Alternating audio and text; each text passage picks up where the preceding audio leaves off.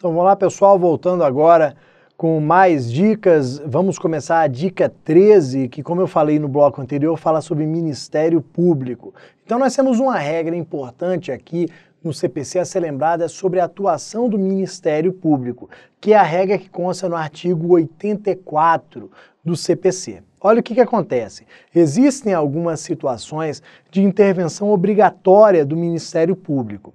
Se nós pegarmos o CPC no artigo 82, nós vamos perceber que em alguns processos o Ministério Público ele tem que ser intimado para participar. Ele participa como fiscal da lei, como custos legis. Ele atua para verificar se a lei está sendo cumprida ou não. Essa participação, ela é obrigatória. O MP tem que ser intimado para participar. Então, ó, anotando aqui, eu tenho a necessidade de intimação do MP para participar do processo como fiscal da lei. As principais situações de intervenção do MP como fiscal da lei, do Ministério Público como fiscal da lei, elas constam no artigo 82 do CPC. Existem outras, como no mandado de segurança, por exemplo, mas as principais para as provas constam ali no artigo 82. Qual que é a ideia? Se eu deixo de intimar o Ministério Público, eu tenho nulidade do processo. Então, analisando o artigo 84 do CPC, a gente verifica que o processo em que não houve essa participação do MP por falta de intimação, ele é nulo. Então, digamos, uma ação de alimentos. Na ação de alimentos, eu tenho ali, daquela criança de 2 meses, lembra? Eu tenho interesse de incapazes. O interesse aqui do incapaz faz com que o Ministério Público seja intimado para participar. Ele não é o autor, ele não é o réu, ele participa como fiscal da lei. Digamos que o juiz tenha esquecido de intimar o Ministério Público e esse processo tenha corrido sem a participação dele. Esse processo, no primeiro momento, ele é nulo, por falta de intimação. Só que olha o que acontece. Outro erro pode ter ocorrido, mas por parte do MP. Como assim? Era uma situação de intervenção obrigatória do Ministério Público. O juiz intimou o Ministério Público, só que não houve a participação dele.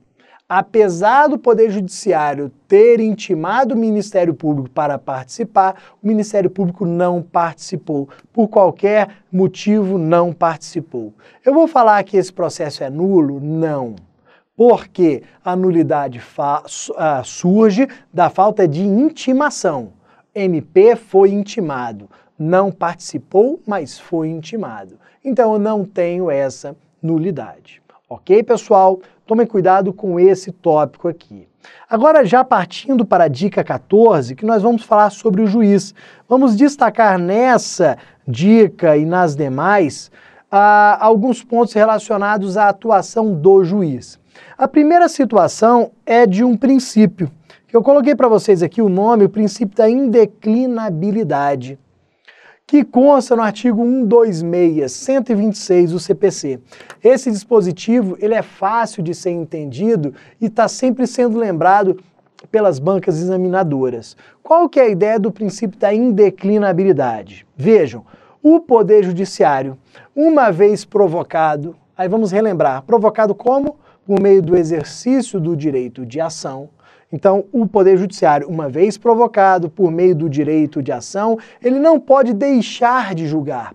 Ele não pode declinar dessa sua função. Então, indeclinabilidade porque o juiz não pode deixar de julgar. Só que olha o que acontece. Você é o juiz que recebeu uma petição inicial que trata de uma situação para a qual não existe lei. Uma situação em que o legislador não legislou ainda, uma situação que não possui norma jurídica para ser aplicado. Aí você pensa o seguinte, será que eu posso deixar de julgar? por não ter lei, por não ter norma jurídica? Não. O princípio é da indeclinabilidade. Mesmo que não exista norma jurídica, mesmo que não exista lei, você, juiz, tem que julgar. Peraí, mas como é que eu vou julgar?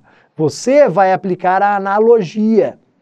Ou seja, você vai pegar uma norma jurídica relacionada a uma situação parecida, análoga, e vai aplicar naquele processo. Essa é a analogia. Eu pego uma norma, uma lei que regulamenta uma situação parecida, análoga, e aplico no caso concreto. Posso ainda me valer, por exemplo, dos costumes. Vou decidir de acordo com o que a sociedade entende correto naquela situação. Vou aplicar os costumes da sociedade. Posso ainda me valer dos chamados princípios gerais do direito, princípio da boa-fé, por exemplo. Então vou julgar de acordo com o princípio da boa-fé, que é um princípio geral do direito. Mas eu vou julgar, eu tenho que julgar. Outra situação descrita no artigo 126 do CPC. Você, juiz, recebe a petição inicial, sabe que existe uma norma a ser aplicada naquela situação, só que é uma norma de interpretação dúbia. Ou seja, existe dúvida na doutrina, na jurisprudência, qual foi a intenção do legislador. Existem interpretações divergentes. E aí? Você tem uma norma obscura, você tem uma norma estranha, que você lê e não consegue retirar o conteúdo dela. O que você faz? Deixa de julgar? Não. Indeclinabilidade. Você faz o quê? Você interpreta e decide da forma como você entende correto. Você tem o livre convencimento também ali na interpretação da norma. Você vai interpretar a norma da forma que você entenda correta, aplicando ao caso concreto. Então, essa é a ideia do princípio da indeclinabilidade. Ainda com relação à atuação do juiz, nós vamos lembrar de outro princípio, princípio da congruência. Esse princípio da congruência, ele consta principalmente no artigo 128 do CPC. Só que olha o que acontece. Em algumas provas nós encontramos congruência, em outras nós encontramos correlação, em outras encontramos adstrição. Ou seja, são três nomes que relatam a mesma regra. São três nomes que estão ligados à mesma ideia. Princípio da congruência, da correlação ou da adstrição. Constam no artigo 128 e nós podemos colocar aqui também, o artigo 460. Qual que é a ideia do princípio da congruência? Da correlação, da adstrição, tanto faz. Você, juiz, quando for julgar, tem que obedecer os limites que foram impostos pelo autor na petição inicial. Então você, na hora de julgar, está limitado àquilo que foi pedido na petição inicial. Como assim? Digamos que de um acidente de trânsito tenha surgido dano material e dano moral. O seu carro deu perda total, você teve um dano material, você sofreu várias escoriações, quebrou perna, braço, então teve que fazer tratamento médico, isso tudo traz ali a ideia do dano material, deixou de trabalhar, tudo é dano material. Só que além disso, o que aconteceu? O carro pegou fogo e você se queimou todo. E aí, em virtude disso, você hoje tem cicatrizes. Isso daqui gera ali o dano moral. Só que olha o que acontece. Na sua petição inicial, na sua ação de indenização, você pediu apenas dano material.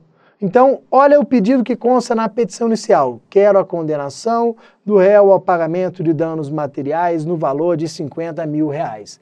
O juiz, quando for julgar, por mais que ele entenda existente o dano moral, por mais que a situação gere o dano moral, se não foi pedido, ele não pode conceder. Então você, juiz, na hora de julgar, estará preso, atrelado, limitado ao pedido de dano material. Então, concedo o dano material e ponto. Por mais que você saiba da existência do dano moral, você não poderá conceder.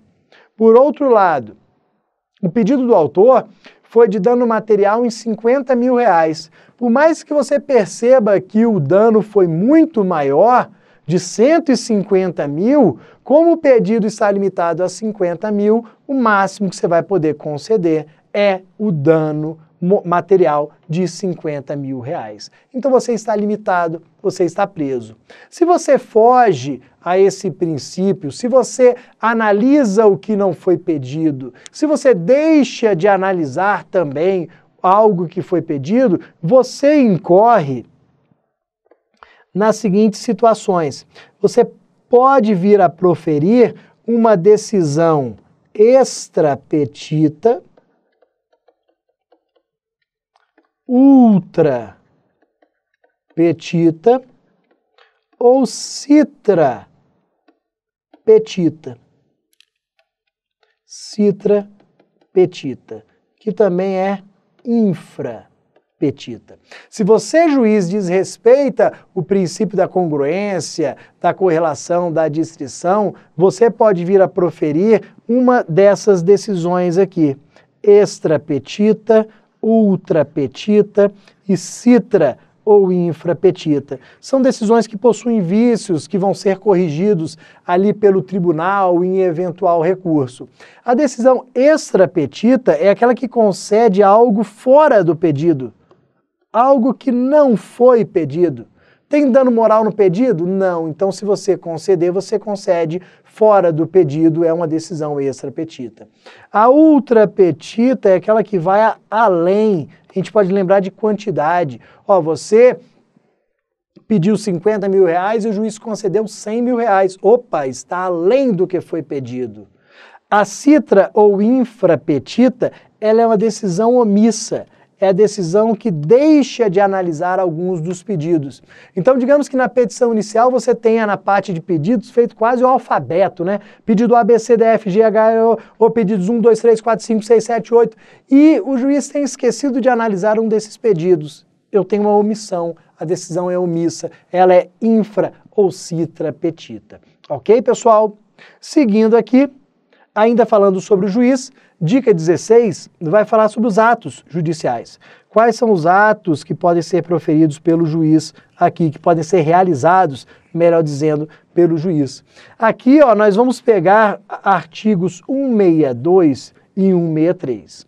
O primeiro deles, vamos vincular aqui, ó, o primeiro deles está vinculado a sentenças, a decisões interlocutórias e aos despachos.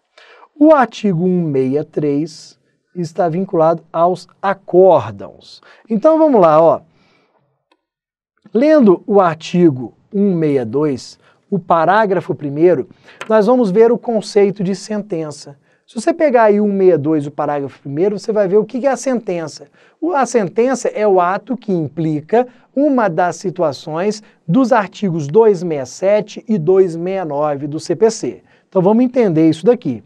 A sentença é o ato que implica uma das situações dos artigos 267 e 269 do CPC. O 267 do CPC traz as hipóteses de extinção sem resolução de mérito e o 269 as situações que geram a extinção com resolução de mérito.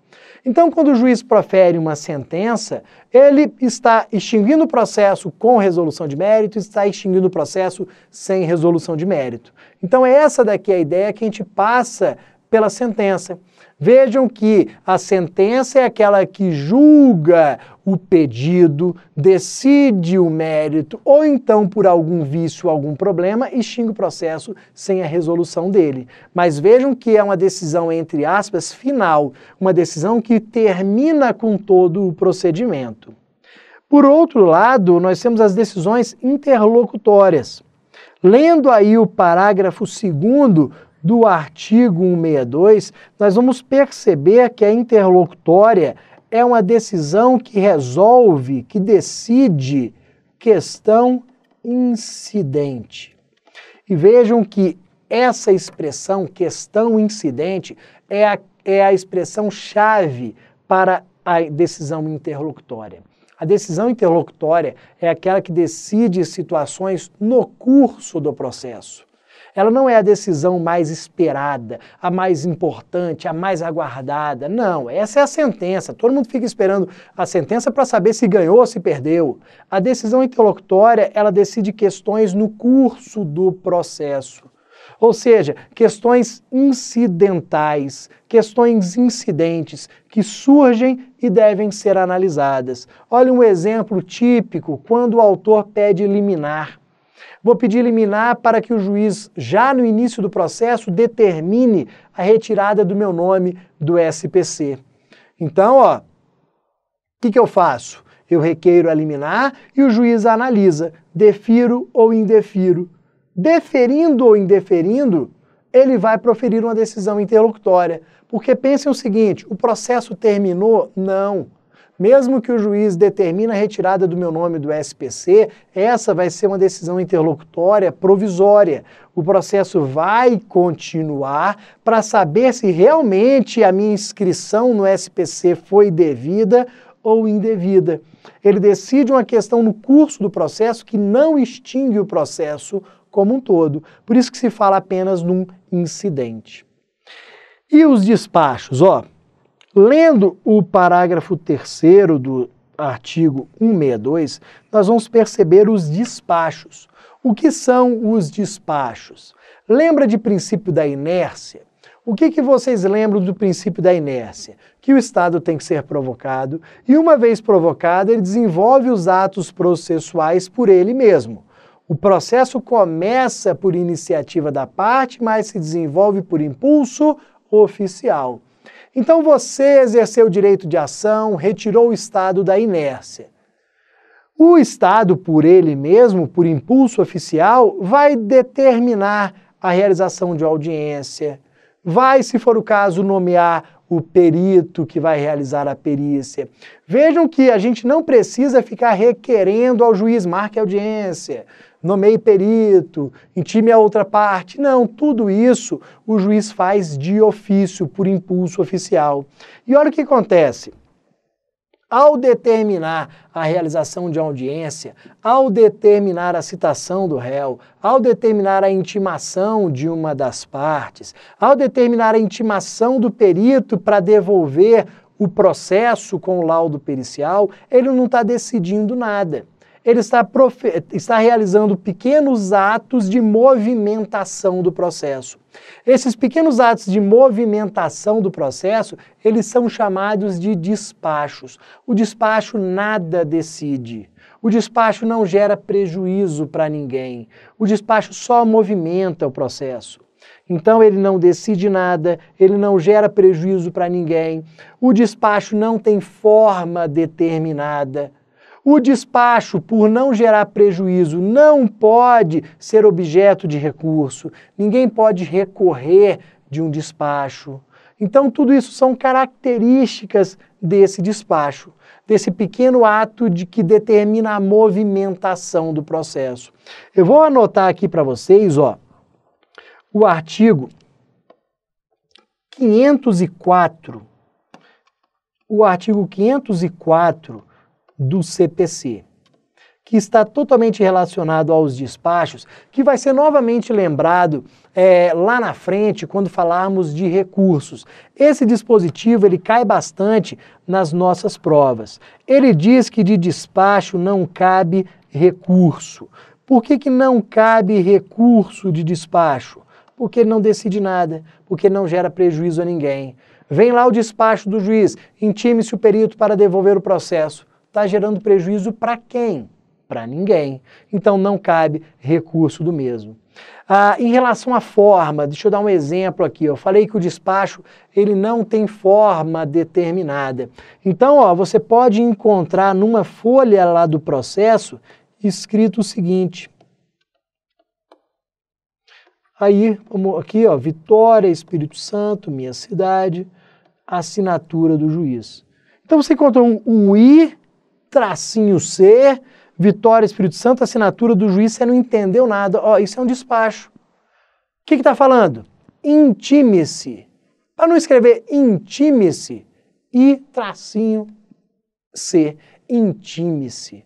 Pô, mas pode ser assim? Pode, não tem forma definida em lei, nada disso não. Ó, a sentença vai ter a sua forma, os seus requisitos. A decisão interlocutória tem que ter fundamentação, porque ela decide. Despacho não tem forma, não gera prejuízo, não cabe recurso do mesmo.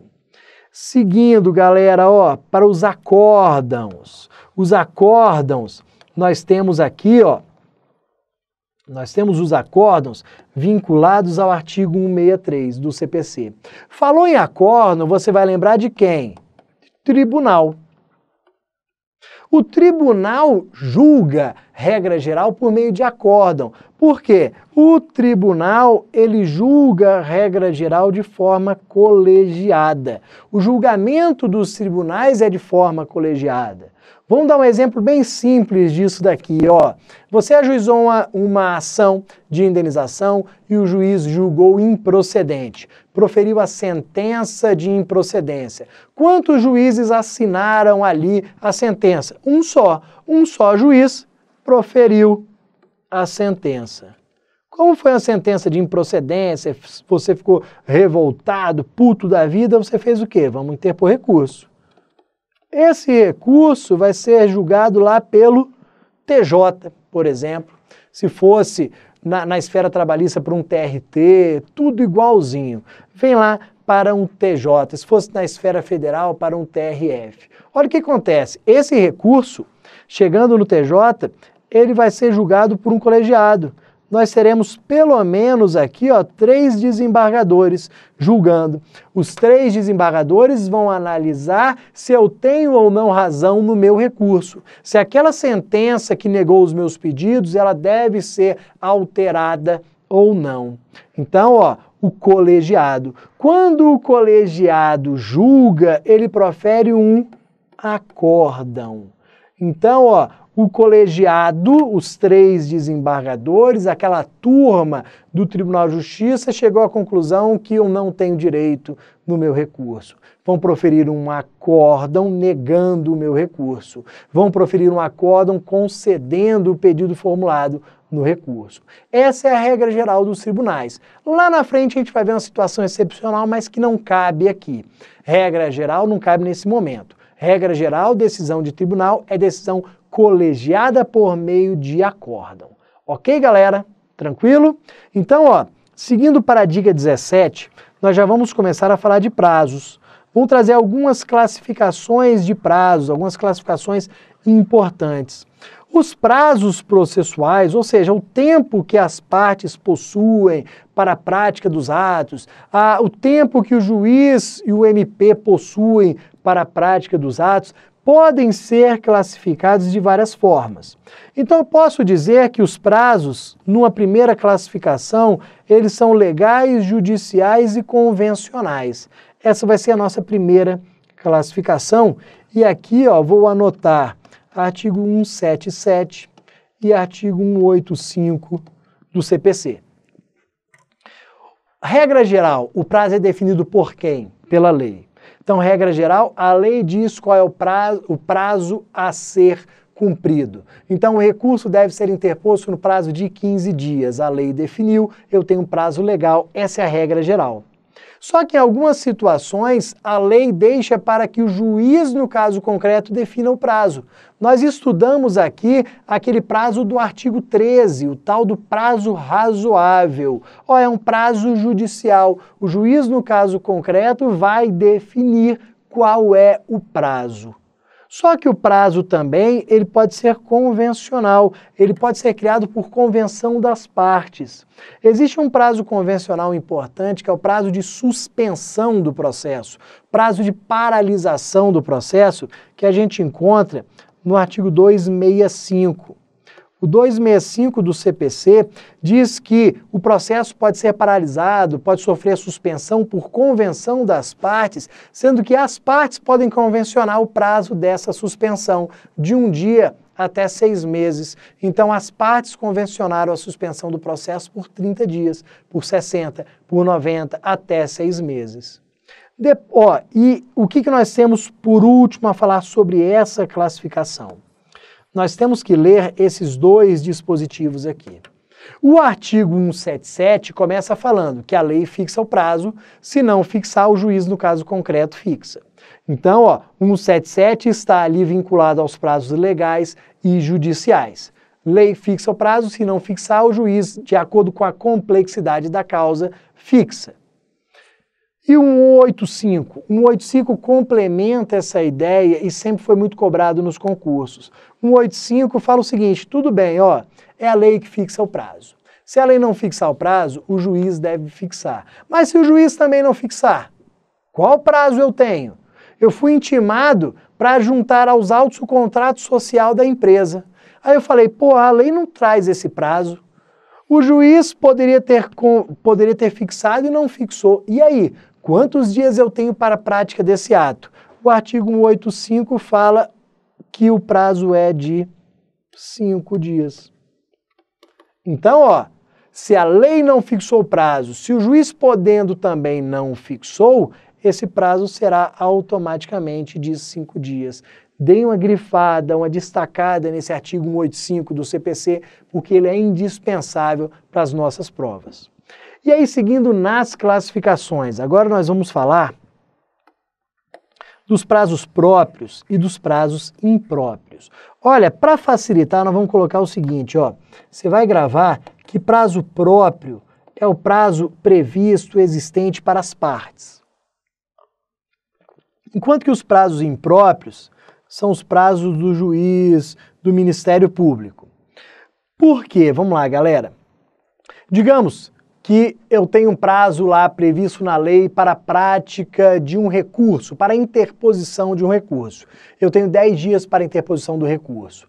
Esse prazo, ele é chamado de próprio porque ou eu cumpro o prazo ou eu tenho uma consequência negativa, ou eu não posso mais realizar o ato. Se a lei diz que eu tenho 10 dias para a interposição de um determinado recurso, ou eu interponho nos 10 dias ou não posso mais interpor.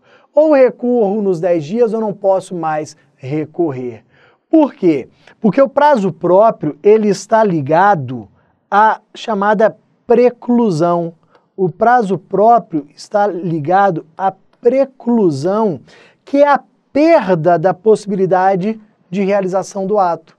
O prazo próprio está ligado à preclusão. Ou eu cumpro o prazo, realizo o ato, ou perco a possibilidade de realização do mesmo. Preclusão é a perda da possibilidade de realizar um ato processual. Realize no prazo ou não realize mais. Os prazos impróprios, eles não estão ligados à preclusão. Olha um prazo para você lembrar aqui. O juiz, pelo CPC, ele tem 10 dias para proferir a sentença dele. Se ele não proferir a sentença nos 10 dias, ele pode proferir no 11º, no 20º, 6 meses depois, 1 ano depois. Não há perda da possibilidade dele decidir. Então, ó, 10 dias para sentenciar, hein? A sentença sai 1 ano depois. Perdeu a possibilidade de sentenciar? Não.